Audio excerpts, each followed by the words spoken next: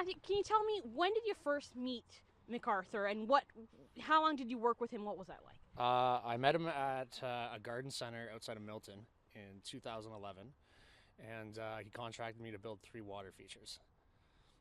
And how did you guys get to start working together, and what was that like? He was pricing parts to have a project started, and he had a bid going for the project. So I had made a pitch to him, and he really liked the idea that he could pick his own materials.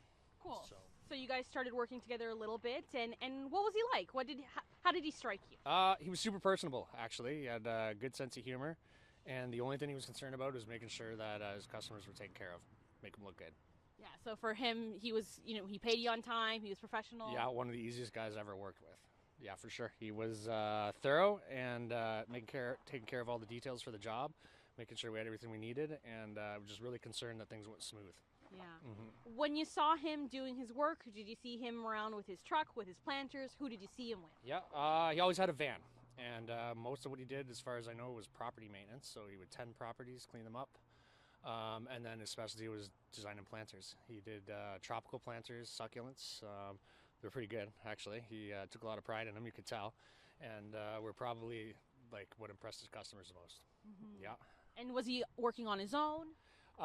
Actually, he always had a partner with him, the same man, for about 5 years. So I'd see him likely twice a year, and then they would always have a different laborer. So the laborer changed every time I saw him, but the same partner every time until the beginning of this year. And how would you describe the laborers? Because there seemed to be a little bit of a theme.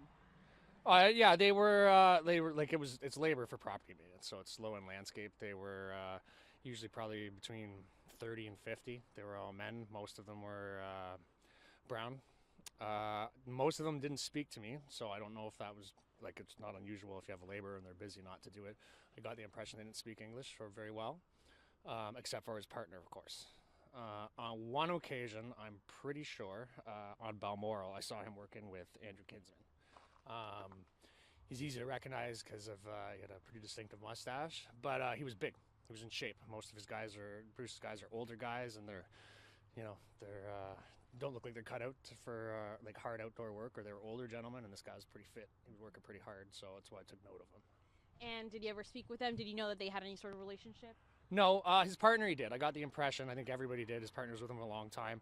That they were had some sort of relation. Maybe more than close friends. He would, like, at the end of the job, when we would sit and have wine or tea, his partner would sit with us too. My customers were very familiar with his partner as well. Do you know his partner's name? I can't remember for the life of me. No. And you don't recognize it from any of the names or people who've been out in the news on this case? I have like there's a bell or two that I think I might know what it is, but I'm not sure for sure. So. How did his customers feel about Bruce? What was his relationship? Customers loved him. Like I had 3 customers, and 2 of them, like when I would be there with Bruce, they would talk to him like best friends. I think they were like 10, 15-year customers. So they were with him for a really long time. What was the demographic of the customers? They were mostly the same.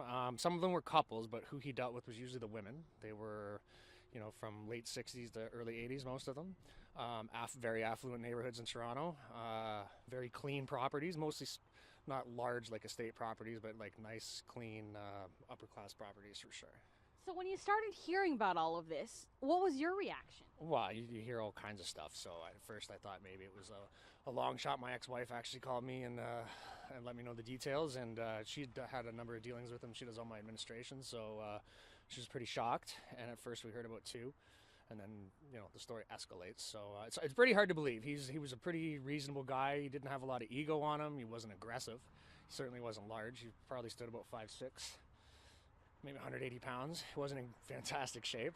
He was always very clean cut, always very, very friendly. Had a great sense of humor. And it seemed pretty focused on his own business.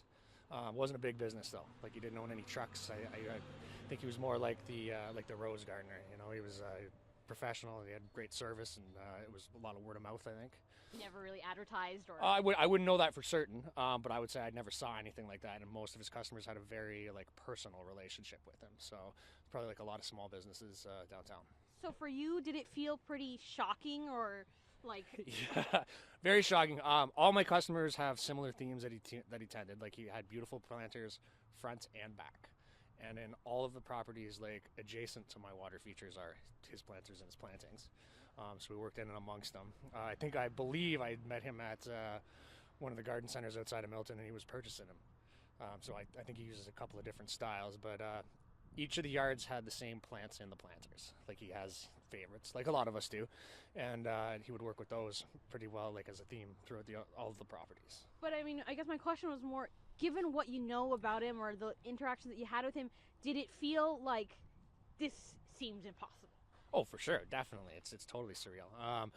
I like there would be a lot of people in my life that maybe you would guess that could be capable of those sorts of things, and he would not strike me like physically or by demeanor as that sort of person. But I guess that's the old adage, right? So yeah, you never really know. What was it like knowing that you were this close to this guy, this close to some of his work, which has now turned up in a murder case? Yeah, well, like I said, it's pretty surreal.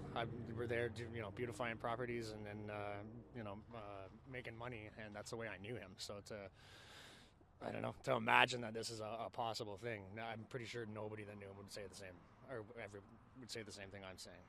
When you think about some of those planters that you were up close and personal with, They're part of the job site, like where we work. They're front and back of all of these properties, as well as some of the gardens, not many, but some of them.